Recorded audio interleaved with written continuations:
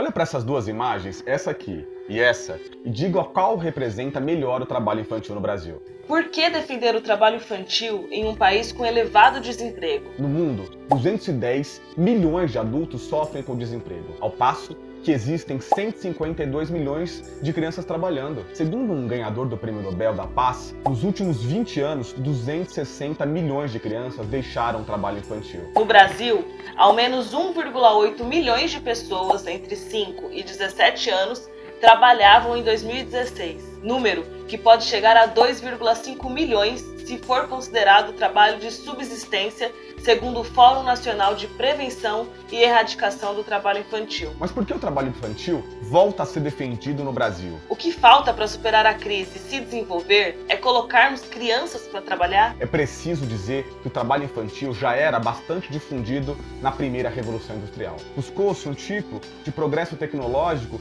que transformou o trabalho fabril em uma tarefa suficientemente simples e que demandasse menor força física, a fim de permitir a absorção de crianças nas sujas e insalubres fábricas. Contando inclusive com a conveniência de seu tamanho para entrar em estreitas frestas das máquinas, onde os adultos não caberiam. Assim como apresentado na analogia feita no filme Expresso da Manhã, durante a Revolução Industrial, crianças rastejavam nas fábricas de tecidos para limpar as máquinas de tear. Já naquela época, os empresários sabiam que ao introduzir crianças e mulheres no mercado de trabalho, gerariam um excedente de força de trabalho, que rebaixaria a remuneração dos trabalhadores em toda a economia. Porém, o trabalho infantil no Brasil possui também uma herança ainda mais arcaica, a escravidão. Que crianças negras e indígenas trabalhavam como escravas, isso não restam dúvidas. No entanto, mesmo a lei que representava um suposto passo em direção à abolição da escravidão significou uma autorização para o trabalho infantil forçado. A Lei 2040, conhecida como Lei do Ventre Livre, sancionada em 1871, dizia que os filhos de pessoas escravizadas ficariam em poder do senhor até os 8 anos de idade. Quando esses senhores poderiam continuar usufruindo do trabalho da criança e do adolescente até os 21 anos. Ou poderiam vendê-las aos 8 anos de idade para prestar serviços ao Estado ou uma instituição indicada pelo Estado. Perceba que se a criança não fosse suficientemente útil ao senhor de escravos, ela podia ser retirada do convívio da mãe para ser enviada a lugares possivelmente piores. Após a abolição em 1888, nos restou as chagas da escravidão. Os negros e negras foram arremessados numa condição social que não os incluía na nova sociedade surgente no Brasil. As mulheres foram colocadas, muitas delas, nas condições do que faziam os escravos da época, relegadas a cuidar do lar, a cuidar muitas vezes dos filhos do patrão, deixando seus próprios filhos de lado. Essas crianças, por suas vezes, ficavam nas ruas e, para poder garantir o que comer e onde dormir ou o sustento de casa, praticavam subemprego ou pedintes na rua.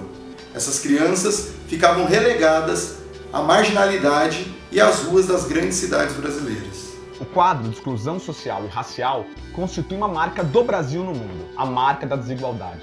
A pobreza compele todos ao trabalho, sejam crianças ou idosos, doentes ou saudáveis, a entregar sua força de trabalho por qualquer salário e a qualquer jornada. As crianças trabalhadoras têm um senso de urgência que não lhes permite estudar adequadamente ou pensar o que desejam ser no futuro. Seus brinquedos serão as ferramentas de trabalho dos seus pais, não lhe restando tempo para o estudo, leitura, viagem ou sonhos. Essas crianças restam a necessidade de subsistir trabalhando por dinheiro ou comida. Quando um moleque de 9, 10 anos vai trabalhar em algum lugar, tá cheio de gente aí, trabalho escravo, não sei o quê, trabalho infantil. Agora, quando está fumando um paralelepípedo de crack, ninguém fala nada. Tá certo? Então o trabalho não atrapalha a vida de ninguém. Eu atirei jovem também, não tinha problema nenhum, tinha uma espingarda lá, o velho, quando ia para o meio do mato, eu metia fogo, atirava, sem problema nenhum. Hoje em dia, tanto direito, tanta proteção, que temos uma juventude aí que sabe que uma parte considerável não está na linha certa. Então o trabalho dignifica o homem, a mulher, não interessa a idade.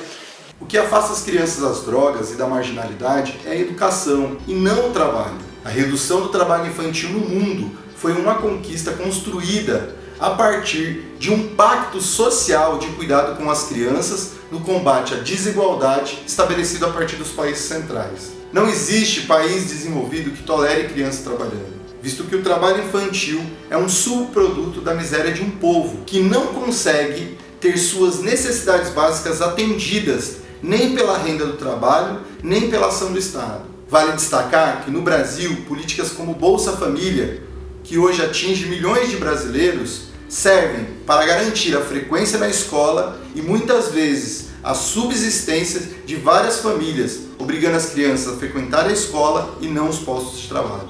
Fica evidente que a defesa do trabalho infantil feita pelo governo federal é a implementação de um projeto que busca um país profundamente miserável e desigual. Projeto esse que deve ser combatido por todos que defendem as crianças, a democracia e a dignidade humana. Criança não trabalha, criança dá trabalho, criança não trabalha. Lápis, caderno, chiclete, peão, sol, bicicleta, skate, calção, esconderijo, avião, correria, tambor, gritaria, jardim, confusão.